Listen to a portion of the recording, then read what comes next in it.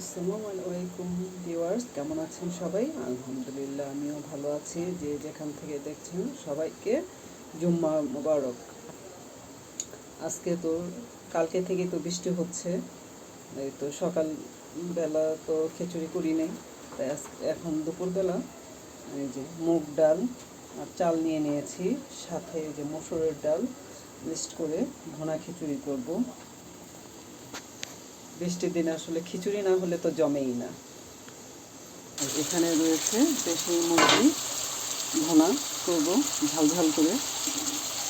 কার কার খেতে ভালো লাগে খিচুড়ি, বৃষ্টির দিনে খিচুড়ি পছন্দ, অবশ্যই দেখে দেখে কমেন্ট করবেন আর আমাকে লাইক দিবেন, শেয়ার করবেন, আমার পাশে থাকবেন।